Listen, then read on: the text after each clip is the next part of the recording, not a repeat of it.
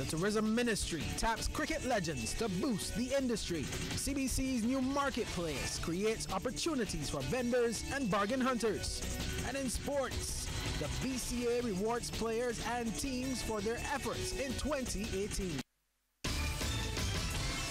Broadcasting from our studios in the Pine St. Michael, this is CBC News Night, starting now.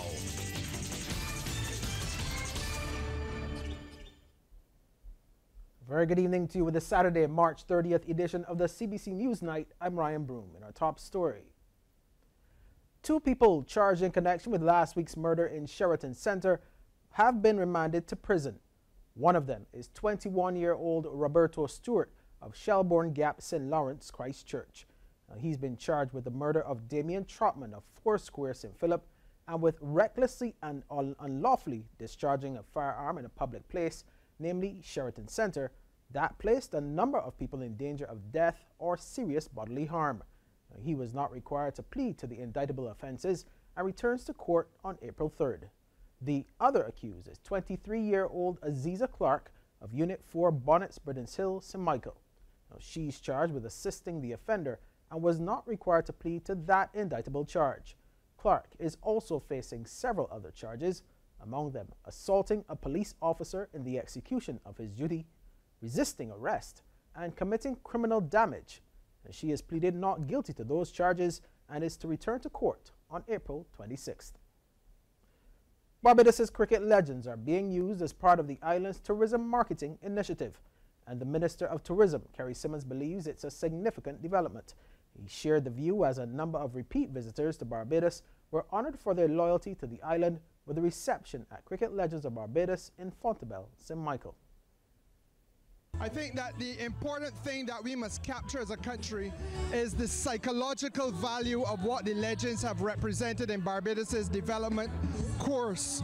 The legends came along, many of them at a time when we were freshly out of a colonial state. Some of them even when we were still colony. And they, through what they were able to achieve on the field of play, brought a sense of pride, brought a spirit of equality, and demonstrated that they were as good as anybody else in the world, if not better, on the field of play in their chosen area of endeavor. And what we must now do in tourism is to highlight that part of our story. The minister adds that the reception itself continues to be an excellent way to engage repeat visitors, while giving them a taste of different places of interest across the island. I believe that you don't just talk the talk, but that you have to walk the walk. And for the first time, we have brought a visitors reception, a loyalty program that the tourism team is putting together for those people who come to Barbados every year unbroken for several decades. Tonight we awarded a lady who has come here every year repeatedly. She has made in 50 years 100 visits to Barbados. 100 visits in 50 years. And when you have that kind of dedication to people who are really Barbadians by choice, I think it makes the world of good sense to recognize them and to show your appreciation, because they could have gone elsewhere and partnered with another country and another community in its quest for development. Government is working on a plan to deal with any unused petrol-based plastics that may remain once the ban is fully rolled out. Minister of Maritime Affairs and the Blue Economy, Kirk Humphrey, told members of the media that his ministry is currently in discussion with stakeholders about it. Our Sharika Griffith has that story. Minister Humphrey is confident that importers will get most of their existing stock sold by the new deadline date, July 1st. Speaking to members of the media following a tour of Sheraton Center's No Plastics, No Problem awareness fair, he says should there be stock remaining after that date, the ministry is having a conversation on how it will be handled. We do not have the facility to deal with that. Is why we're trying to get out in the first place. So if you're left with stock, we will work it out, but Barbados cannot accommodate it. Barbados never could. I don't want people to go and dump a large mass of it into the dump at one time either.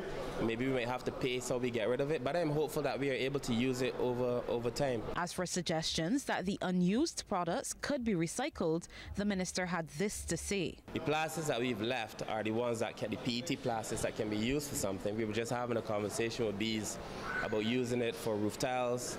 We're having a conversation now with a very massive overseas producer of a product who's willing to take some of those plastics, but those have to be plastics that are by nature recyclable. After speaking with a number of suppliers on hand, Minister Humphrey notes that many of the alternatives are actually quite affordable. He's also maintaining his position that those who break the law should face hefty penalties. But it is not that everybody is going to be charged $50,000. It is up to $50,000. So that a vendor may not be charged $50,000, he may be charged $100. An importer may not be charged $100, he may be charged $50,000, depending on the nature of the sin that the person would choose to commit. I believe that we have been fair. Director of Sheraton Center, Sharon Oran, says several stores in the mall have already made the switch to the alternatives. Going forward, a condition that tenants only use products permitted by law will be included in the lease agreements. Sharika Griffith, CBC News. Barbadians came out in their numbers to patronize CBC's new quarterly marketplace today, as dozens of vendors and established businesses got an opportunity to showcase their products and services. Scores of Barbadians started to gather well before the 9 o'clock start this morning for what proved to be a very busy day for all. Where there are bargains, there are people. And plenty of people and bargains were in CBC's car parks with a new marketplace initiative. CBC's marketing specialist, Nicole Collins, talked about the significant response from vendors. The response was overwhelming. We set out a deadline to book and we had to close off bookings. That's to show you how overwhelming the bookings were for the marketplace. We had initially planned to just use one car park, and because of the response to the bookings, we decided then to extend it to our outer car park, and that is what you see here today. How many is that? We're about 86 vendors or more. This is a twofold effect because times are difficult all over the world, and Barbados is not excluded. So this is an opportunity for vendors to supplement their income and also for the ordinary citizen to get bargains. And the vendors were generally happy with how the day went. My experience here today has been one that is mixed of an interesting blend of people coming through looking for good prices, as well as persons showing an interest in small business. It's an initiative that I believe should continue, especially the way the economy is, and small persons like myself looking to get into the market and also giving good prices to our people. I find the response was a really good turnout. When people hear flea markets, they think about sales, they think about bargains, and it was a really good turnout. This is my first flea market, and I think I would do it again because people are just passing through and they're getting deals, and that is what the Bajans look to come out for. Deals. Meanwhile, everyone who is eagerly looking forward to the next marketplace will have to wait until June. That's when the CBC's car parks will come alive with the sounds of selling and buying yet again. Welcome back. Well, the head of one of the bodies representing public service vehicle operators is concerned about a potential fall off in passengers as a result of government's pending 75% increase in bus fare. Prime Minister Mia Amor Motley indicated that from April 15th, this year, bus fares would increase to $3.50. The president of the Alliance of Owners of Public Transport, Roy Raphael, is worried about PSV operators being adversely affected by the transfer system government intends to introduce. I can see a fall off of ridership come 15th of April. I can see the Transport Board putting more buses on their cross-country routes because the fact remains is that once a new phase implemented, persons are going to do all within their powers to save, either by pulling up with other vehicles to get into work on the Bridgetown, hike a ride, or wait on the ABC highway where they could probably get a bus that would take them directly to their destination. School security in St. Lucia is being taken to a new level with 25 newly trained special police constables to be deployed at the institutions. Schools across the island can look forward to lesser breakings and safer and welcoming school environments. Over the past year, learning institutions have been burglarized, battling issues with illegal weapons and substances, and a few security guards have been gravely injured. In February, the Education Ministry, the Royal St. Lucia Police Force and stakeholders dialogued on developing a protocol to help reduce the attacks on schools.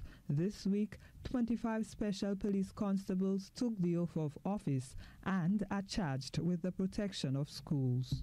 It is paramount that we provide our officers with the kind of training that would allow them to perform their jobs effectively, also to allow them to protect themselves and school property. We know that, the training today is the very first instance. This is the first cohort of school security officers that have been trained to that level. We are very proud of them, and then we are hoping to continue the training for them in order to better enhance their skills to allow them to function on the job.